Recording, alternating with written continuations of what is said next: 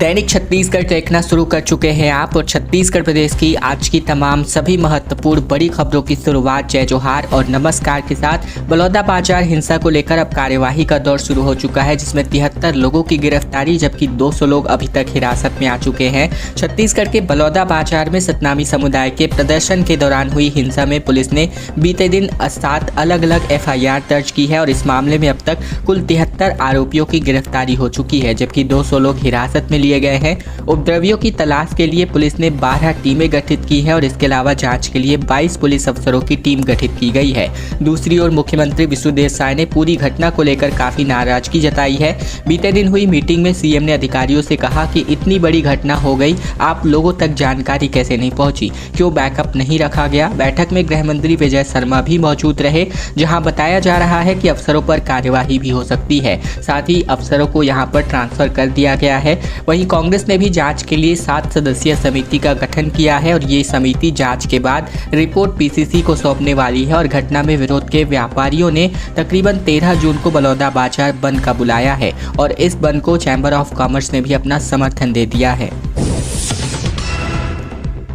नगर की सरकार के चुनावी तैयारियों को आगाज हो चुका है, क्योंकि छत्तीसगढ़ में निकायों का परिसीमन होगा और जहां 70 वार्ड वहां एक नए बनने वाले हैं।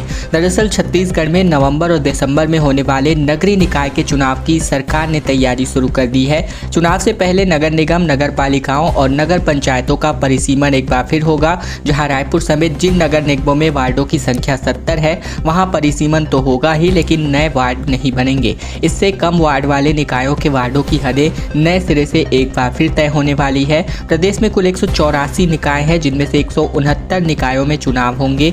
बाकी 15 निकायों का कार्यकाल 2025 में पूरा होगा। जिन निगमों, नगर पालिकाओं या नगर पंचायतों से अलग कर नए निकाय बने हैं वहां वार्डों की संख्याएं बढ़ाई जा सकती हैं। जैसे कोरबा नगर निगम से अलग करके बाकी मोंगरा को नई नगर पालिका बनाया गया है और अब कोरबा में वार्डों का परिसीमन हो सकता है। वार्डों की रचना इस तरह से की जाएगी कि प्रत्येक वार्ड की जनसंख्या पूरे निकाय में एक जैसी हो, वार्ड में शामिल इलाका शहरी क्षेत्र हो और 2011 की जनगणना जनसंख्या के आधार पर परिसीमन होगा, क्योंकि 2021 में होने वाली जनगणना कोविड-19 की वजह से नहीं हो पाई थी और ऐसे में 2011 में प्रदेश की आबादी 2,55,00,000 थी। और अब छत्तीसगढ़ के मानसून की स्थिति की बात करें तो बीते 2 दिनों से मानसून सुकमा में ही अटका हुआ है। मानसून आगे नहीं बढ़ पाया है, जहां 1 से 2 दिन में पूरे बस्तर में सक्रिय होने की संभावना है। दरअसल निर्धारित समय से 2 दिन पहले अर्थात 8 जून को ही सुकमा के रास्ते छत्तीसगढ़ प्रवेश कर चुका मानसून सुकमा में ही ठहर चुका है। मौसम विज्ञान विभाग के अनुसार अरब सागर से तेजी से आ रही हवा की वजह से महाराष्ट्र की तरफ मानसून आगे बढ़ रहा है, लेकिन छत्तीसगढ़ में मानसून सुकमा में ही ठहर चुका है। विभाग के अनुसार आने वाले 1 से 2 दिन में प्रदेश में मानसून की गतिविधि आगे बढ़ सकती है। पूरे बस्तर क्षेत्र में मानसून सक्रिय होगा और इसके बाद प्रदेश में जल्द ही ये मानसून सक्रिय हो जाएगा। इधर मंगलवार को प्रदेश के 2 अलग अलग इलाकों में वज्रपात की चपेट में आकर एक व्यक्ति की मौत हो गई तो वहीं 10 लोग घायल हो गए। पुलिस के मुताबिक कवर्धा के रेंगा खारा थाना क्षेत्र में गाज की चपेट में आकर जितेंद्र पटेल की मृत्यु हो गई तो वहीं 6 लोग झुलस गए, जबकि सभी लोग मछली पकड़ने गए थे। इधर मोहला मानपुर अंबागढ़ चौकी के ग्राम कोलारदंड में आकाशीय बिजली गिरने की वजह से तकरीबन 10 मजदूर झुलस गए और सभी मजदूरों को मोहला स्वास्थ्य केंद्र लाया गया है, जहां प्राथमिक उपचार के बाद 5 घायलों को राजनांदगांव रेफर कर दिया गया।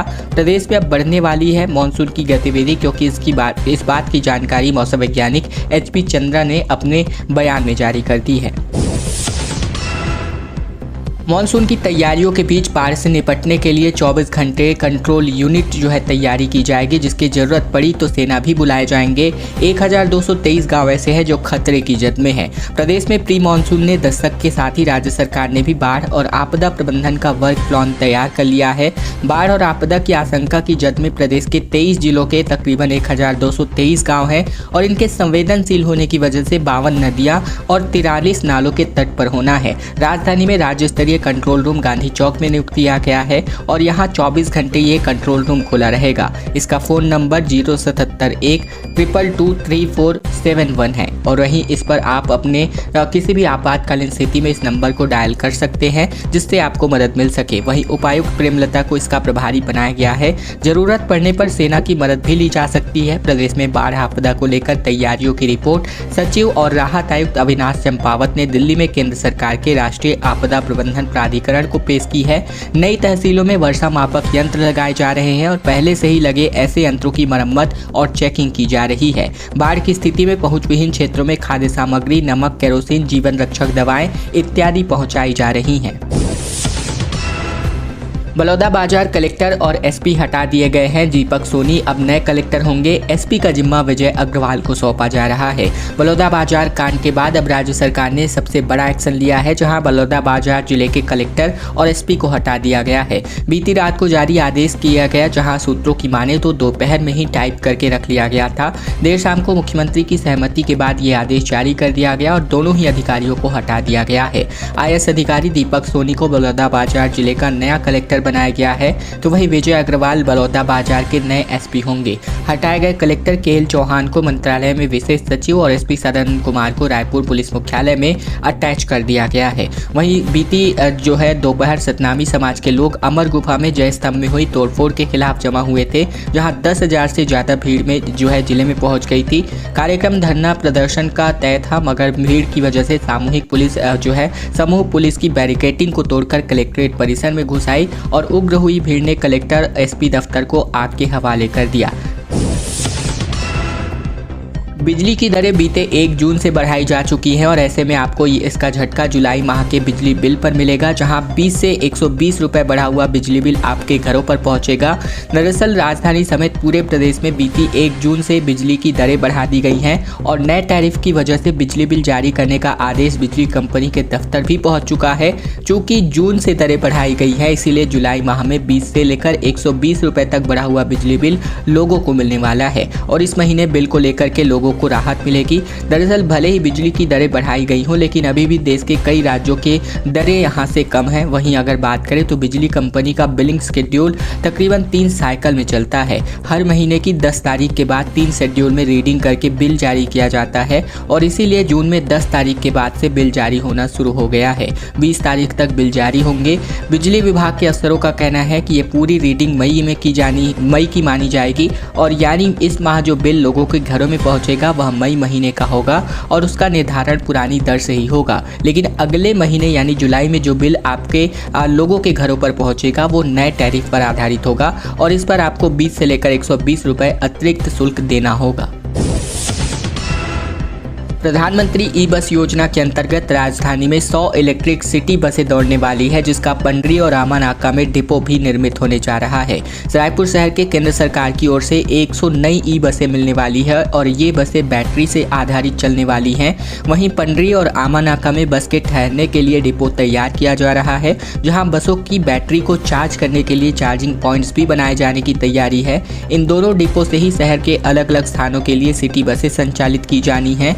राजधानी की जनता को जल्द ही ई बसों से शहर में आने जाने की सुविधा मिलने वाली है और इससे रायपुर शहर के अंदर ट्रांसपोर्ट की सुविधा और वह भी आसान होगी। कलेक्टर डॉक्टर गौरव सिंह ने आमा नाका में स्थापित होने वाले बस डिपो का निरीक्षण किया, साथ ही तैयारियों और निर्माण कार्यों का जायजा लिया। बता दें कि डिपो के काम को नगर निगम की ओर से किया जा रहा है।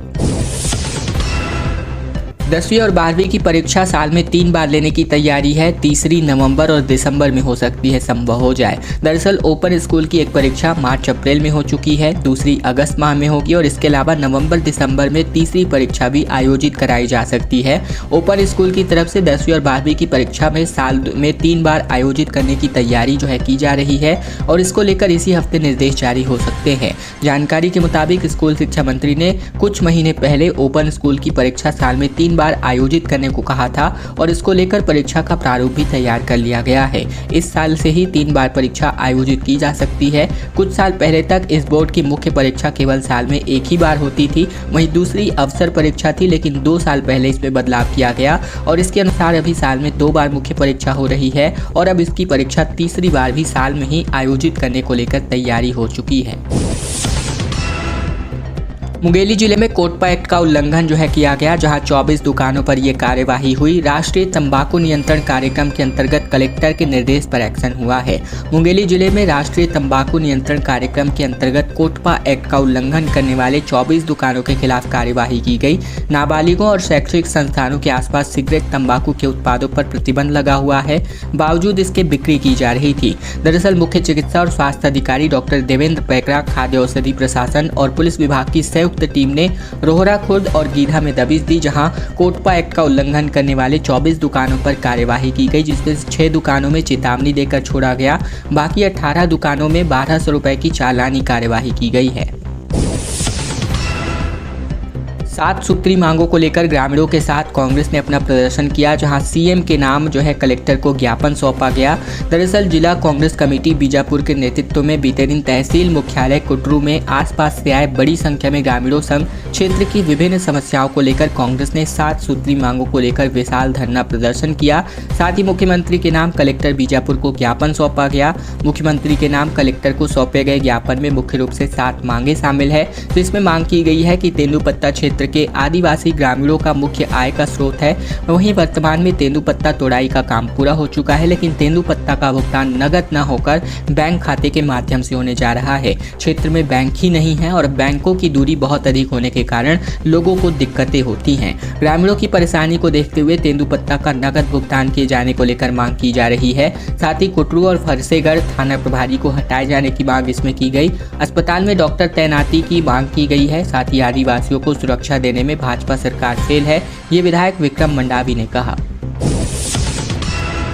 राजस्व संबंधित मामलों में अब दिक्कतें आने वाली है। बलौदाबाजार के 120 साल पुराने रिकॉर्ड उपद्रव की आग में जलकर पूरी तरह खाक हो चुके हैं। 10 वर्ष पहले यहां रायपुर से ही भेजे गए थे। बलौदाबाजार कलेक्ट्रेट में अंग्रेजों के जमाने का 100 से 120 साल पुराना राजस्व का रिकॉर्ड भी उपद्रवों की आग की चपेट में जलकर खाक हो गया। तकरीबन 100 साल तक बलौदाबाजार जिले के अंतर्गत आने वाले इलाकों का पूरा रिकॉर्ड और अन्य फाइलें रायपुर कलेक्ट्रेट में सुरक्षित थी।